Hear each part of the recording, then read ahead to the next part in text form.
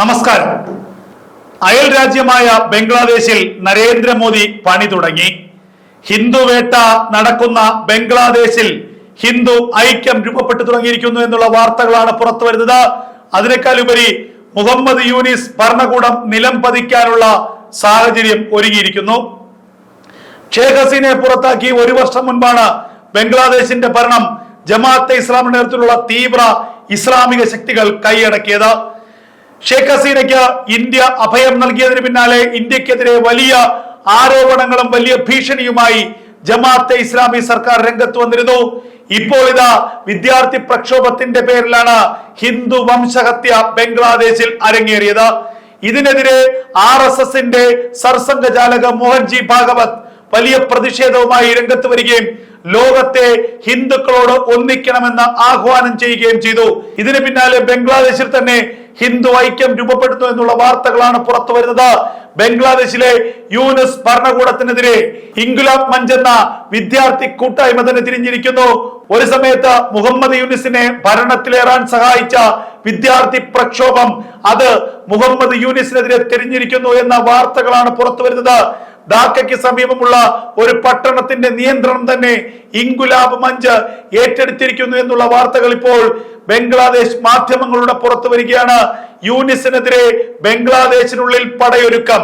Inquilab Munch എന്ന സർവകലാശാല വിദ്യാർത്ഥികളുടെ രാഷ്ട്രീയ പ്രസ്ഥാനത്തിന്റെ നേതാവായിരുന്നു ഉസ്മാൻ ഹാദി.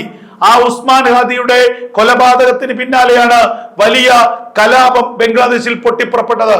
ഈ കലാപത്തിന്റെ മറവിലായിരുന്നു ദീപു ചന്ദ്രദാസ് എന്ന ചെറുപ്പക്കാരനെയും അമൃത് മണ്ഡൽ എന്ന ചെറുപ്പക്കാരനെയും ഹിന്ദുക്കളായതിന്റെ പേരിൽ ആൾക്കൂട്ടം അതിക്രൂരമായി ആക്രമിച്ച് കൊലപ്പെടുത്തിയത്.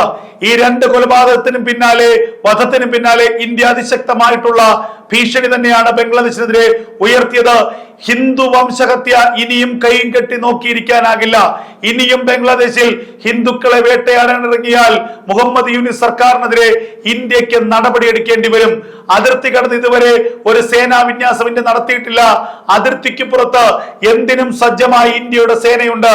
ഇനിയും പ്രകോപനം തുടർന്നാൽ ബംഗ്ലാദേശിലേക്ക് ഇന്ത്യയുടെ സൈനിക നടപടി ഉണ്ടാകും. ഇതായിരുന്നു ഇന്ത്യ നൽകിയ അവസാന മുന്നറിയിപ്പ്. ഇതിനു മുൻപ് തന്നെ അജിത് ഡോവലിന്റെ സംഘം ബംഗ്ലാദേശിനുള്ളിൽ പണി തുടങ്ങിയിരുന്നു. ഇപ്പോൾ ഇതാ ബംഗ്ലാദേശിൽ ഒരു കാലത്ത് യൂനിസിന്റെ വിശ്വസ്തരായിരുന്ന ഇൻകുലാബ് മഞ്ച് എന്ന പ്രസ്ഥാനം, ആ സംഘടന അതിപ്പോൾ യൂനിസിനെ തള്ളിക്കളഞ്ഞിരിക്കുന്നു. യൂനിസിനെതിരായി നിലപാട് സ്വീകരിച്ചിരിക്കുന്നു എന്നുള്ള വിവരങ്ങളാണ് പുറത്തു വരുന്നത്. ഹിന്ദു മുന്നേറ്റം ഉണ്ടായിരിക്കുന്നു. ഹിന്ദു സംഘടനകൾ ബംഗ്ലാദേശിൽ ശക്തി പ്രാപിക്കുന്നു. കേവലം ന്യൂനപക്ഷമാണെങ്കിൽ പോലും ഹിന്ദു സംഘടനകളുടെ വലിയൊരു ഐക്യം ബംഗ്ലാദേശിൽ രൂപപ്പെട്ടു എന്നുള്ള വാർത്തകളാണ് പുറത്തു വരുന്നത്. അതുപോലെ ബീഗം ഖാലിദാസിയുടെ മകൻ താരിഖ് റഹ്മാന്റെ തിരിച്ചുവരവും വലിയൊരു മുന്നേറ്റത്തിന് കാരണമായിരിക്കുന്നു. ഇനി ഏത് നിമിഷവും അജ്ഞാതന്റെ തോക്കുകൾ തന്റെ തലയ്ക്ക് നേരെ തിരിയാമെന്ന് മുഹമ്മദ് യൂനിസിന് തിരിച്ചറിവുണ്ടായിരിക്കുന്നു. യൂനിസ് ബംഗ്ലാദേശിൽ നിന്ന് ഒളിച്ചു കടക്കാനുള്ള ശ്രമം നടത്തുകയാണ് എന്ന വിവരമാണ് പുറത്തു വരുന്നത്.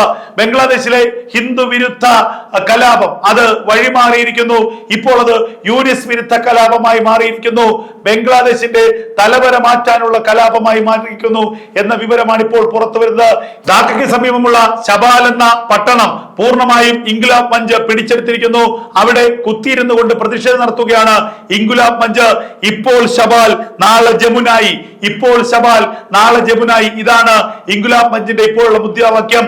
അതായത് ശബാൽ പട്ടണത്തിന് സമീപത്തുള്ള ജമുനായി മുഹമ്മദ് യൂനിസിന്റെ ഓഫീസ് സ്ഥിതി ചെയ്യുന്ന, മുഹമ്മദ് യൂനിസിന്റെ വസതി സ്ഥിതി ചെയ്യുന്ന പ്രധാനപ്പെട്ട ഒരു പട്ടണമാണ് ജമുനായി.